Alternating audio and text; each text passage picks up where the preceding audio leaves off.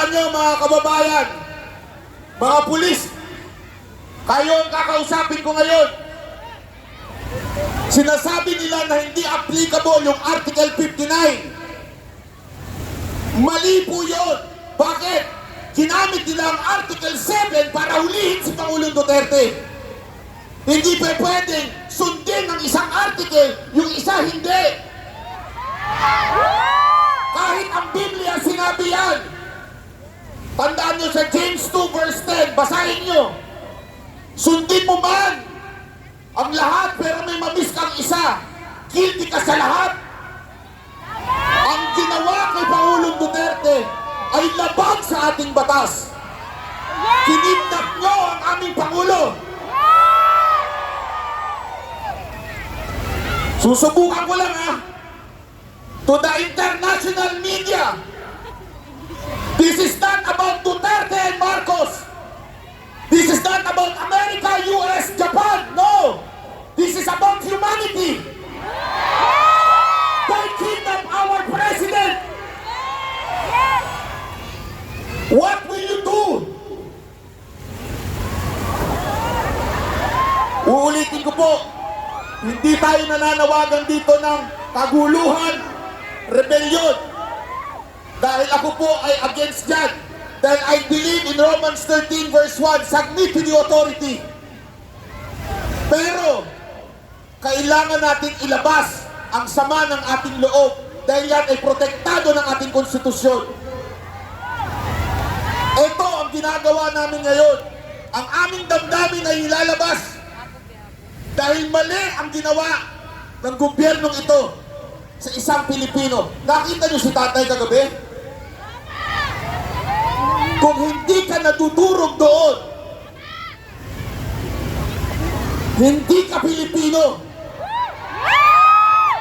Ang dami kong napanood mga kababayan. Hindi ho sila political. Pero nakita nila yun, natutulog sila. Bakit? Ang isang Pilipino nakaupo sa puti. Akala ko ba malaya tayo? Akala ko ba malaya ang Pilipinas? Bakit Amerika ang puti ang umuusig sa ating Pangulo? Hindi kami nagagalit kung gusto nyong usigin sa Korte ng Pilipinas. Yan ang tama, due process yan Pero puti, hindi kami papayag dyan. Mali po yan. Alam niyo po, yan ang ginawa sa KOJC. Marami sa atin ang hindi masyado pang naniwala nun. Baka naman hindi tuloy-tuloy ito. Hanggang kinulong si Pastor Kibuloy. Inusik ng mga maling warrant. Tapos sinunod nila si Pangulong Duterte. Ito ang tanong ko sa inyo. Kayo mga Pilipinong tulog pa. Kailan kayo gigising pag may mangyari na kay Pangulong Duterte? Kung may mangyari na kay VP Sara, ikulong din siya. Kailan kayo magigising? Kaya mga kababayan, nananawagan po ako sa inyo, imulat natin ang mata ng mga kababayan natin. Dahil ako naniniwala sa iba't ibang parte ng probinsya, nagising na po sila. Kaya mga kababayan, ngayong araw to, meron lang ako isang tatawagin. Itong tao na to, noong pasasalamat sa Luneta, ay pinu. Bakit? Nakinig siya kay Pangulong Duterte na huwag iboto ang bangag. Alam niyo po, bago mag-eleksyon noong 2022, 3 beses po ako pinatawag ni Pangulong Duterte at nag-uusap na kikwentuhan. At tinanong ko sa kanya kung sino ba talaga ang gusto niyang maging susunod na Pangulo. Paulit-ulit na sinasabi, ayaw niya kay Marcos, ayaw niya. Pero alam ko na mabigat ang laban. Bakit? Naandun yung anak niya. Alam ko, maraming magagalit sa amin pag hindi kami nag-Marcos. Dahil kami po ay nasa community din. Ilang beses po kami nakapunta sa bahay niya. Pero nakinig po kami kay Pangulong Duterte. Kaya ang sakit sa puso namin na isang Pangulo na maayos, mag-isip, gusto lang kapakanan sa bayan, ay kukulong nila. At ito po ang isa sa mga pinu nung panahon ni Pangulong Duterte. Tawagin ko po si Konsehal Mocha Uson.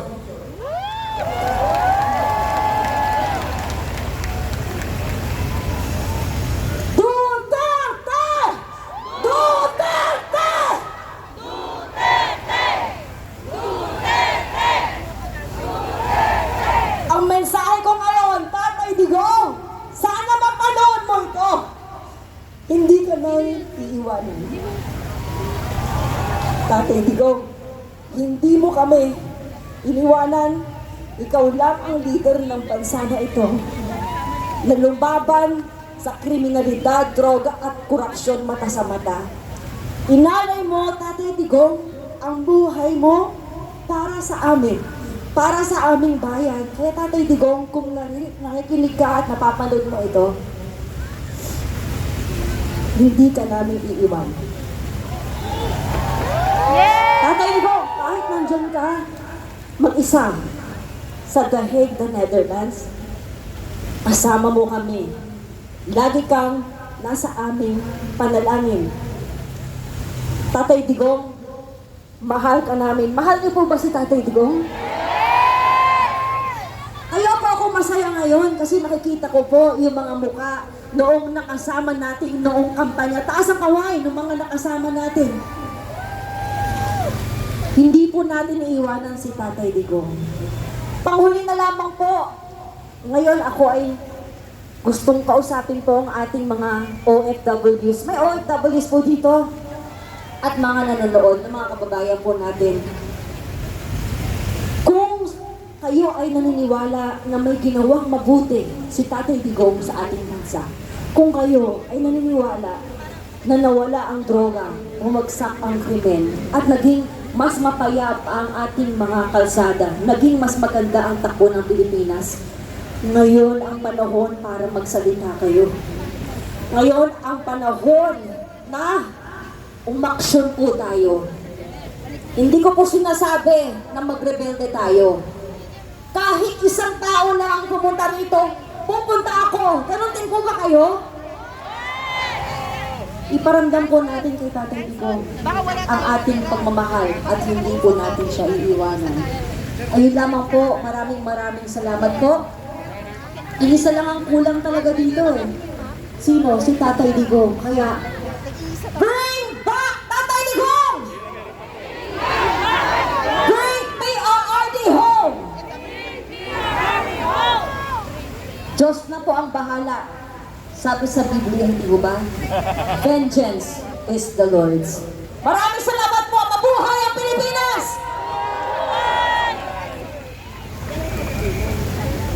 Tawagin ko naman po yung mga kasamahan ko, ang Banateros, Master Judea.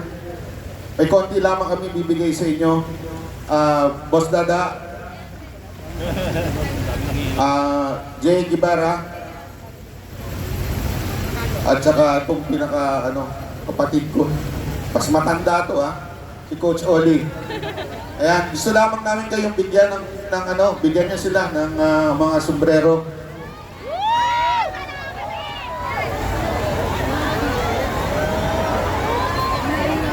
Wag po tayo tatayo para hindi humano yung ating mga